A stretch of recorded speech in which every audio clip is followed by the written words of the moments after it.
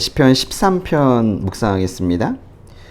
오 여호와여, 얼마나 더 나를 잊고 계시겠습니까? 영원히 그리하시렵니까? 주의 얼굴을 얼마나 더 내게서 감추시겠습니까? 언제까지 내가 걱정해야 하며 언제까지 내가 슬퍼해야 합니까? 도대체 얼마나 더 내 적들이 내 위에 있겠습니까? 오 여호와 내 하나님이여, 나를 보시고 응답하소서. 내 눈을 뜨게 하소서. 내가 죽음의 잠에 빠질 것 같습니다. 그러면 내 적이 내가 그를 이겼다 하고 내가 흔들릴 때 나를 괴롭히던 사람들이 기뻐할 것입니다. 그러나 나는 주의 변함없는 사랑을 믿습니다. 내 마음이 주의 구원을 기뻐합니다. 주께서 내게 은혜를 베푸셨으니 내가 여호와를 찬송할 것입니다. 이 시편은 얼마나 더, 언제까지, 얼마나 더 라는 질문으로 시작이 되는데요. 자그마치 네 번에 걸쳐서 하나님 얼마나 더 나를 잊고 계시겠습니까? 하나님의 얼굴을 얼마나 더 내게서 감추시겠습니까? 언제까지 내가 걱정하고 슬퍼해야 됩니까? 얼마나 더 내 적들이 내 위에 있겠습니까? 이건 뭐 거의 울부짖음인데요. 지금 이렇게 외치고 있는 이 사람의 지금 상태가 어떤 것 같아요? 고통스러운 것 같죠. 하나님께서 얼마나 더 저를 잊고 계시겠습니까? 얼마나 더 숨어 계시겠습니까? 저를 잊으신 건가요?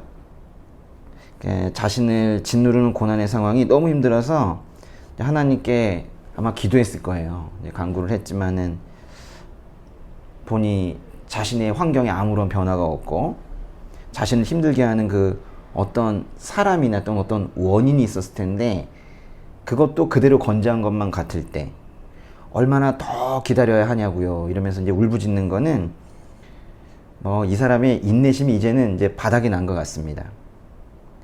시편 13편은요. 하나님을 예배하는 자가 그 절망의 문턱에서 그 인내심이 바닥난 그 상태를 노래하고 있는 시편입니다. 근데 그 1절, 2절을 보면요. 그게 신학적인 면에서 보면 아주 오류투성이에요, 이게. 이 노래를 부르는 사람이 지금 뭐래요? 얼마나 더 저를 잊고 계시겠습니까? 라고 묻고 있지만은 하나님은 예배하는 자를, 그 당신의 백성을, 당신의 자녀를 잊지 않으세요. 또 거기 얼마나 더 주의 얼굴을 내게서 감추시겠냐라고 이렇게 묻고 있지만은 하나님께서는 당신의 백성에게서 얼굴을 감추지 않으세요.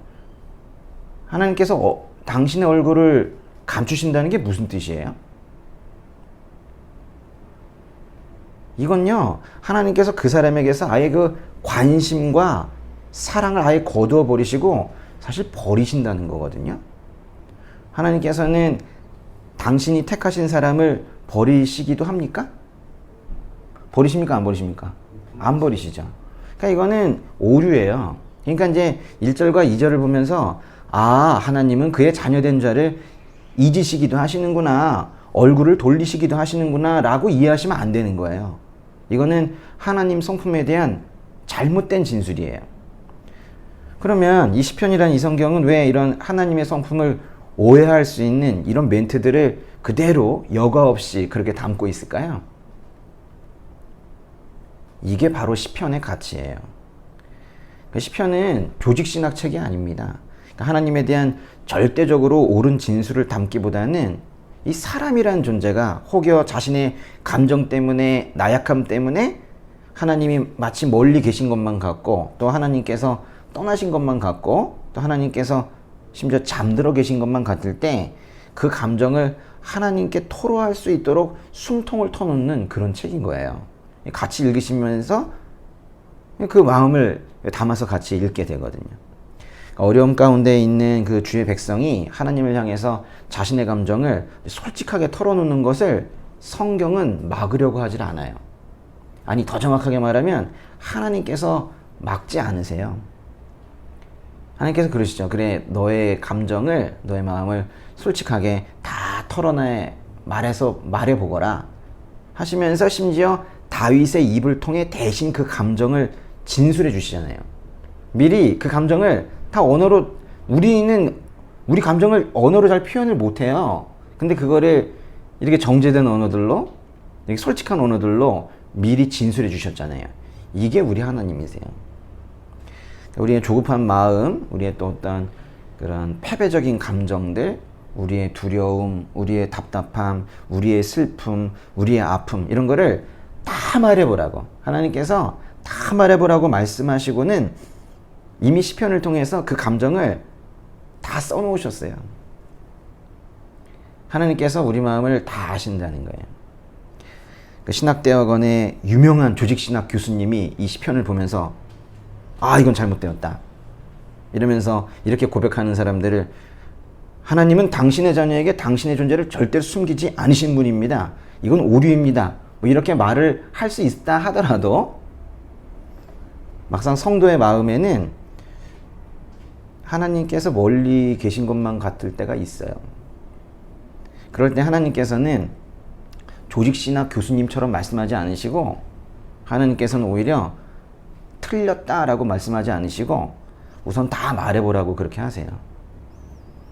우리의 그 바닥난 인내심에서 터져나오는 그 하나님에 대한 어떤 서운함 같은 것들을 다 받아주시려고 하십니다.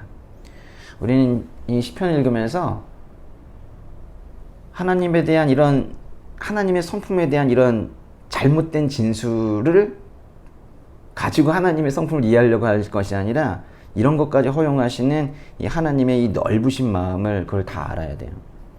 나의 고난보다 더 큰 나의 죄도 보지 못하고, 나의 죄보다 더 큰 하나님의 은혜도 보지 못하고, 그저 힘들 때 나의 고난에만 집중을 해서 왜 이러시냐고, 하나님 저 사랑하시는 거 맞냐고 그렇게 따지는 성도들에게 하나님께서는 이런 배은망덕한 놈, 이런 버르장머리 없는 놈, 내 마음도 모르는 녀석 이러지 않으신단 말이에요. 하나님께서 다 들어주시죠. 다만 한 가지, 하나님께서 용서하지 않으시는 말이 하나가 있어요. 저는 그래서 하나님을 떠납니다. 그러니까 하나님 떠난다는 말은 용서 안 하세요. 하나님께서 성도의 철없는 불평이라 할지라도 다 듣고 계시는 거는, 그렇게 불평하면서도 하나님 안에만 있으면은 소망이 있고 그 인생의 회복이 결국 생기거든요. 근데 하나님께서 이 시편 13편의 그 노래를 부르고 있는 시인의 마음을 잘 알고 계신 것 같아요. 거기 보시면 1절, 2절에 머물지 않고 그 3절에 노래를 부를 것을 하나님께서는 이미 알고 계셨어요. 3절 다시 한번 같이 읽을까요? 오 여호와 내 하나님이여, 나를 보시고 응답하소서. 내 눈을 뜨게 하소서. 내가 죽음의 잠에 빠질 것 같습니다. 하나님께 응답해 달라고, 내가 죽을 것 같으니까 나를 좀 살려주시라고 매달리고 있는데요. 하나님께서는 이렇게 매달리는 것을 결코 탓하지 않으세요. 만약에 하나님께서 진노하시는 게 있다면 그건 1절과 2절에서 이 노래를 마치는 거예요. 3절의 노래를 부르는 것을 전혀 뭐라 하지 않으십니다. 하나님께서는 4절처럼 심지어 나의 적이 나를 이겼다고 쓱대고 나를 괴롭히던 사람들은 기뻐할 것이라고 이렇게 말하면서 삐치고, 또는 서운한 음성으로, 또는 가끔은 억울한 음성으로 읊조릴 때에도 그런 기도까지 다 들으세요. 다만 하나님께서는 이제 우리의 마음을 다 아시고 공감 능력도 완벽하세요.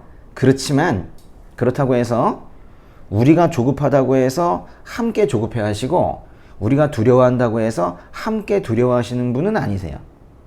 우리의 조급함과 우리의 이제 두려움을 다 아시고 불쌍히 여기시지만은, 참 하나님께서는 그 당신만의 아주 특유의 그 여유가 있으세요. 그 여유를 절대로 잃지 않으세요. 늘 조급해하는 건 우리죠. 왜냐면요, 하나님께서 이렇게 이제 여유를 가질 수 있는 근거는 뭘까요? 하나님께서 도대체 무엇을 믿고 계시는 걸까요? 우리를 믿으실까요? 그건 아닐 것 같아요. 하나님께서는요, 우리의 삶에 그 당신께서, 즉 하나님께서 행하실 일이 무엇인지 너무도 잘 알고 계시고, 그걸 또 행하실 수 있는 능력이 당신에게 스스로 있으시다는 것을 믿으세요. 그러니까 우리가 환난 가운데에서도 소망을 가질 수 있는 것은요, 환난을 잘 이겨낼 수 있는 어떤 우리의 의지 이런 게 아니고, 우리의 전 인생의 과거와 현재와 미래를 동시에 다 들여다보고 계시는 그 하나님의 선하심과 그 하나님의 능력, 그 덕분에 우리가 환난 가운데에서도 소망을 잃지 않고 살 수 있는 거예요. 우리가 이걸 꼭 기억해야 돼요. 늘 하나님께서는 나의 현재를 보고 계실까? 이 질문은 사실 매우 초보적인 질문입니다. 하나님께서는 나의 현재를 보고 계실까가 아니라 현재뿐만 아니라 과거와 미래를 동시에 보고 계시는 분이세요. 우리의 어떤 회복된 상태, 하나님께서 일해 놓으실 그 열매까지 다 보고 계시단 말이에요. 근데요, 시편 13편을 노래하는 이 예배자는 하나님 앞에서 사실 조금은 좀 투덜거리고 있었잖아요. 얼마나 더 지금 그랬잖아요. 그리고 심지어 이제 인내심이 바닥난 것 같은 그런 모습을 지금 보이면서도 참 놀라운 것이 하나님에 대한 그 깊은 신뢰가 있어요. 하나님 만난 거예요. 그래서 하나님에 대한 깊은 신뢰를 가지고 있어서 5절과 6절 보세요. 같이 한번 읽어볼까요? 그러나 나는 주의 변함없는 사랑을 믿습니다. 내 마음이 주의 구원을 기뻐합니다. 주께서 내게 은혜를 베푸셨으니 내가 여호와를 찬송할 것입니다. 우리는 그 주변의 형제자매님들이 세상살이의 그 어려움 때문에 그 고통을 호소하고 또는 신음하고 있을 때 그 어려움 가운데 있는 분들의 언어가 절대 고울 리 없어요. 그리고 은혜롭지 않은 경우들도 많이 있습니다.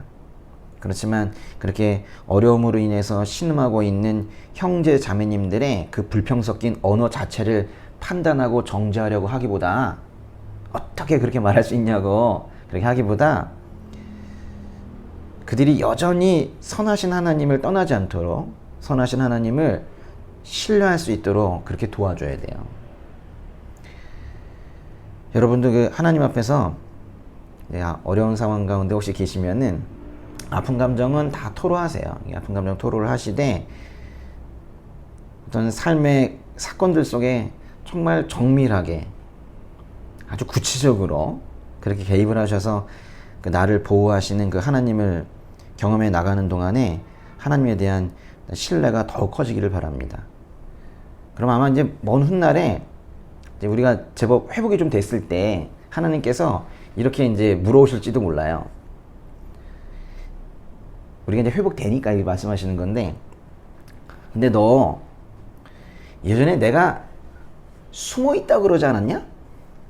내가 어디 숨어 있다고 그랬지 너. 근데 창조주인 내가 어디를 숨냐? 피조물인 바위 뒤에 숨냐? 피조물인 사람 뒤에 숨냐? 난 그렇게 숨기에는 너무 크다. 그러면 이제 여러분이 뭐라 그러겠어요? 얼굴이 벌개져가지고 부끄러워서, 아니 그때는 제가 뭘 잘 몰라서 그랬죠. 그러면 하나님께서 껄껄껄 웃으시면서, 여러분도 막 머리를 극적거리면서 다 지난 얘기인데 자꾸 그걸 꺼내시고 그러세요 이러면서 아주 머쓱한 그런 순간이 생길 거예요. 그렇게 하늘왕국에서 또 한번 이렇게 회복된 그 웃음소리가 이렇게 넘쳐나게 되는 겁니다. 그게 신앙생활이에요.